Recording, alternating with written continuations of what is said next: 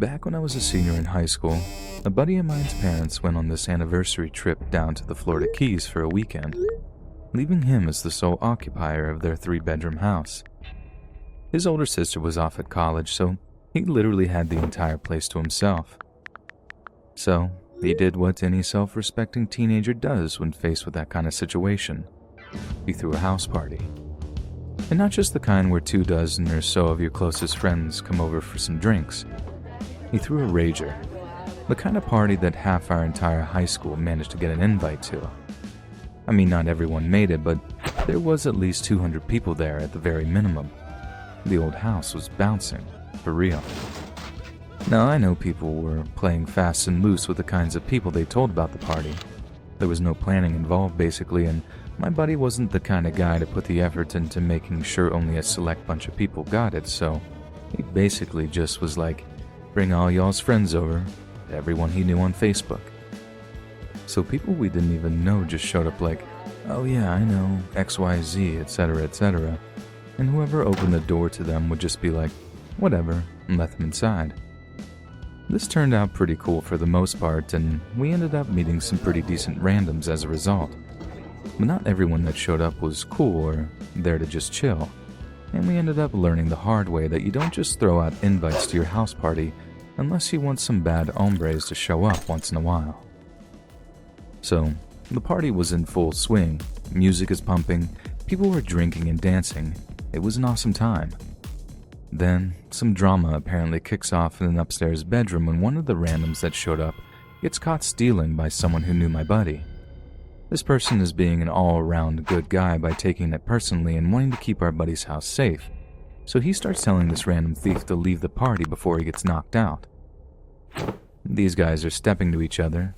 The thief's boys step in, but they're outnumbered by everyone at the party, so they just went back down and headed for the front door to the house. But as they're leaving, this mutual friend of ours is walking them out, talking smack, telling them he does MMA and they're smart not to mess with him, etc., etc. Just drunk guy stuff, you know. He was probably showing off in front of his girl or something too, who knows. Anyway, the guy walks them all the way out, opens up the front door, then sings, na na na na, hey hey hey, goodbye, song like in their faces before he slams the door behind them. Now, I didn't see this next part, so I'm just telling you guys what I've been told happened. Apparently the guy stands in front of the door, fists on hips, puffing his chest out in some Superman pose like, yeah, I kicked these idiots out, get me.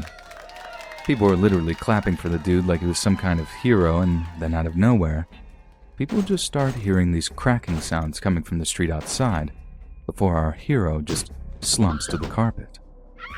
One of the thieves we just kicked out turned out to have a gun on him, and he was so angry at the way our buddy just tried to humiliate him that he pulled it out and fired it right at the front door.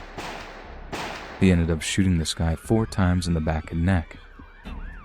We immediately called 911, got the guy on a stretcher pretty quick, but one of the bullets nicked an artery or something, and although they got him to the hospital in good time, he didn't make it. The shooter handed himself in to the police the next day. Apparently he had no idea that there was anyone still behind the door and just wanted to damage some property while scaring the people still inside.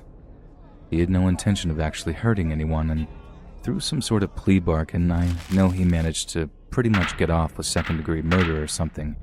Basically, he'd get a super lenient sentence. And this all happened about 14 years ago too, so I'm pretty sure that guy's getting out soon. And that scares me way more than knowing that there's a dude who murdered someone at a party that I was at. And he's just free to walk around the city like the thing he did wasn't even that big of a deal. Like how he is supposed to just act like nothing happened all those years ago. Does he just try and forget? Because although I'm really glad I didn't actually see anyone get shot, it's not something I've ever forgotten, and nor am I likely to. And honestly, my biggest worry right now is bumping into this guy in the grocery store or something. I'm not sure I'll be able to hold it together if I see him. Here's hoping he decides to make a fresh start someplace else. That's what I'd do. I just wouldn't be able to hang around the same old people, knowing I murdered one of them.